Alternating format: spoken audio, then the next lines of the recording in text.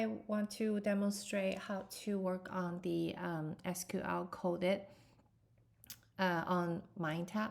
So this is for chapter 7 and 8 only, and we have 3 kinds of coded exercise. The first kind is practice.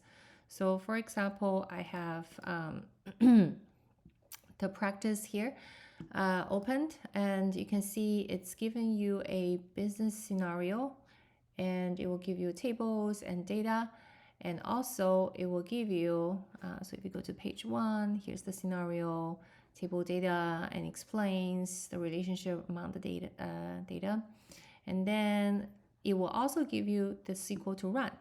So you see the task is here, and then it asks you to run this query, which you can copy and assume this is blank for the first time for you, and you paste in here and you hit this run, and the result is showing here, and the result would match with the given expected result over here. So it matches, right? And so on. So the practice is really easy, is for you to get familiar with how to write SQL and execute it given the business scenario, data, and table. So the next kind is the activity. So the activity also gives you a scenario and the table and data, but instead of giving you the SQL to run, you kind of have to think a little bit, but it will give you guidance and give you suggestions. So for example, and every time you run the query correctly, and you can check this box, like in here, I haven't done this yet, but when you finish, you can check this box, and if you get it correct, you will show green here, and this little robots kind of have this notes here, 10 out of 10, and you pass the check, great work, and you expand it, you can see the solution query is here, and the expected results match with the actual results that you see after running your SQL. So I'm going to demonstrate one case for task 3. I'm going to intentionally make one mistake so you guys can see what's it look like. So if I remove the kind of like not using the alias, okay, and run, so then it will show an error, unknown column discount amount in the field list, because I'm using the discount amount in here. So I would do this time I would do a sum instead of average, and so no syntax error, and I still run my query, but this is not what it's asking for. It's not asking for sum, but average. But let's see if I check on this box, and I got a red mark in here.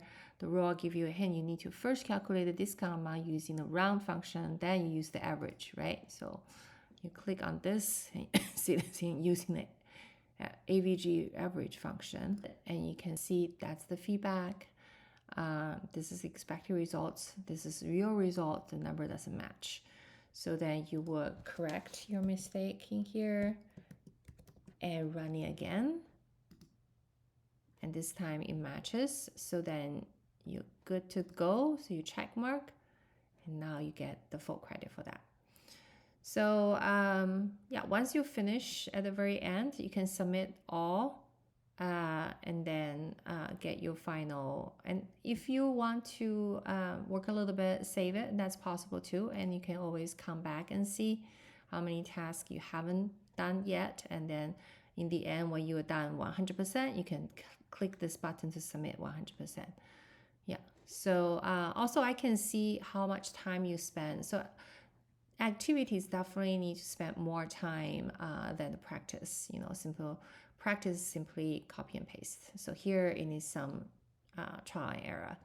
And then the next kind is the problems. So the problems is even higher level of kind of SQL training. So it give you the scenario, give you the data and table, but here it specifies problem that you solve It doesn't give as much hints as the activity, right? So, but it's the same kind of layout. You have the problem in here, and it's asking for a SQL code to list the employee number, last name. So it asks the fields to be displayed, and then what's the requirement? You need to match. The last name starts with Smith. Then you kind of like testing your knowledge about using the percent sign as the wildcard to find out that employee's last name starts with Smith. So, and by the way, the gray out starting with 2 dashes, this is the SQL comment. Right, so what's the code in here? I'll put the fields that it's asking for from the table, and then if the employee name is like Smith, right? So it's also taken care of case sensitivity by using the uppercase and match with Smith, and order by employee number. So we can run this, and then you can see incomplete. And so let's attempt it.